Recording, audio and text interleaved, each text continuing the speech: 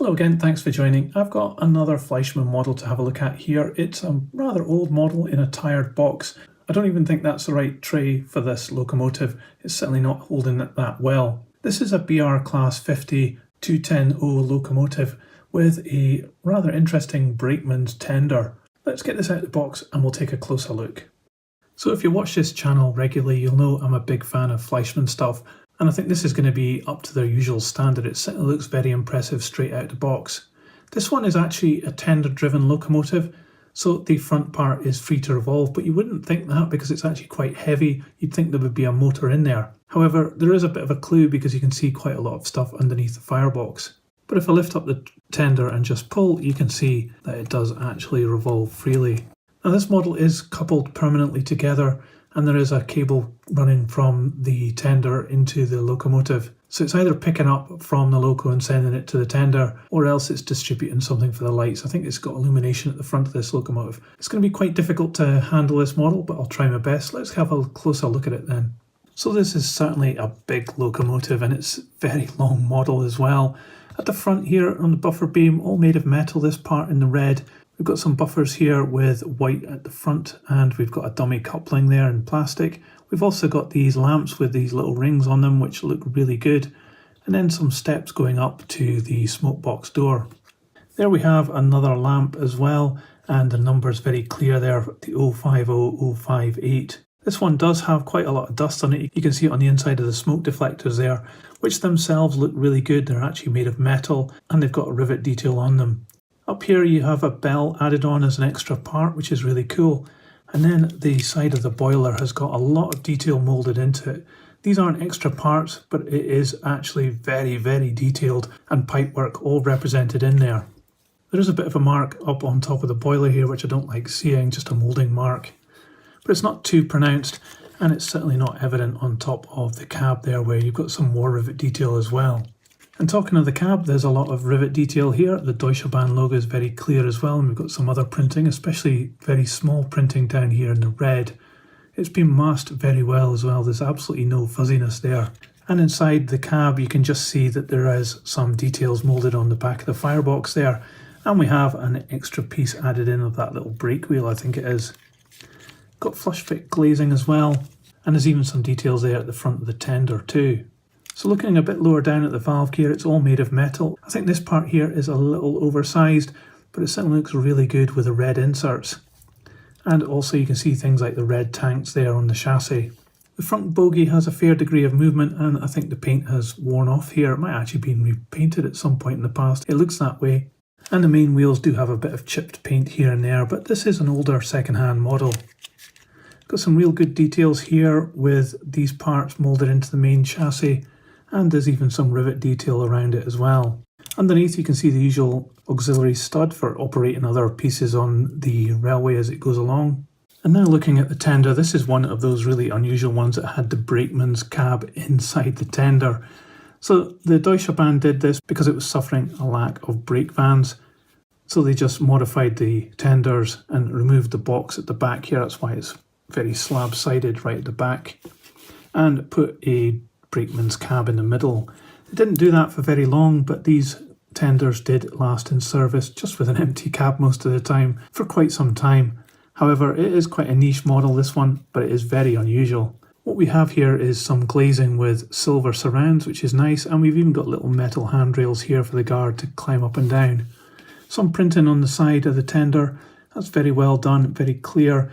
The tender itself is quite glossy, you can see that.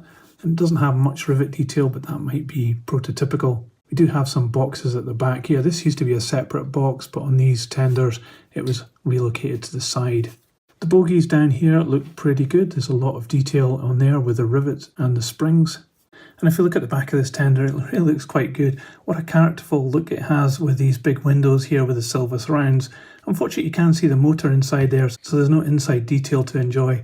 We also have these little markers here, which are extra parts added on in plastic. They could easily break off, as well as these ladders here, although these are made of metal, so they probably survive a bit longer. But you can see that it's quite a delicate model.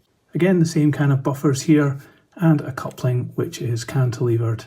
So looking underneath here on the tender, on this particular one, it looks as though we have new traction tyres fitted on the back here, but all this has traction tyres, so that must mean that the pickup is coming from the locomotive through these cables here. A slight bit of damage on the side of this particular one. These steps here have broken off, unfortunately, and they're not in the box, so I think they're probably lost. On this side of the locomotive, we have another additional part added up here, and the reverser rod is an additional piece of plastic added in here, as is this part here, which has been added in.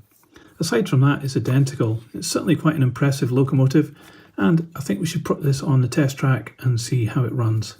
Okay, it's sitting here on some Hornby third radius track. Even though it's a 210/0, it actually fits on this track no problem at all, and it looks as though it'll be able to negotiate at least these curves. I'm using my usual H&M controller to provide it with 12 volts DC, so let's give it some power and see what happens.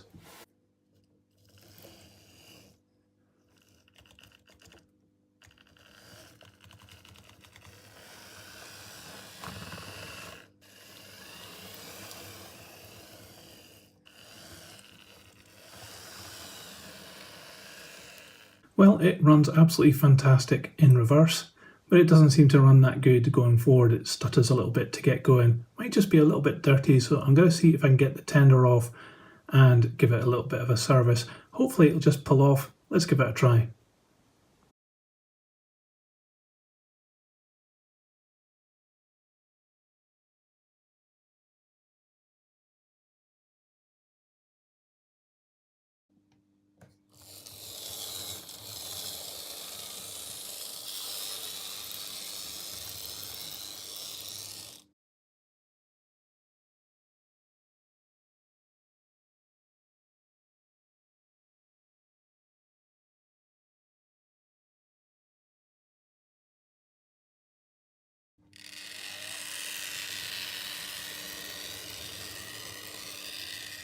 Well, that was certainly a fiddle getting the motor back together, but after a clean up this seems to be working really good now. It's such an impressive locomotive and such a size to it as well. It's probably going to be quite heavy, so let's just put this on the scales and find out how much it weighs. So this model comes in at a hefty 686 grams. So this Fleischmann Class 50 steam locomotive, the 210/0 with the brakeman's cab, has been a really interesting model to work on and quite an impressive one as well.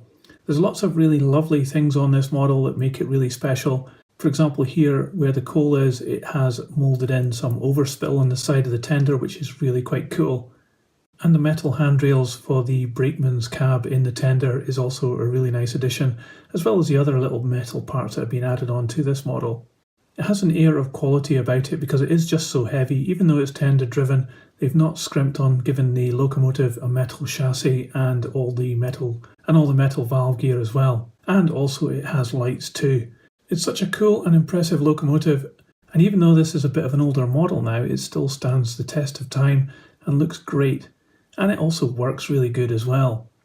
So I'm really impressed with this model. I think it's a fantastic Fleischmann one, and it's a great model to add to the collection. But what do you think about this locomotive? Would it tempt you, or is it just far too big? Or do things like the little cables hanging out the back of the cab into the tender put you off? Let me know what your thoughts are in the comments below. I'd love to know. And if you liked this video, please give it a thumbs up. It really helps this channel. You can subscribe to keep yourself up to date with model railway news and reviews. And I'll put this on the turntable so you can see all the way around. That's it for this video. Thanks for watching. See ya.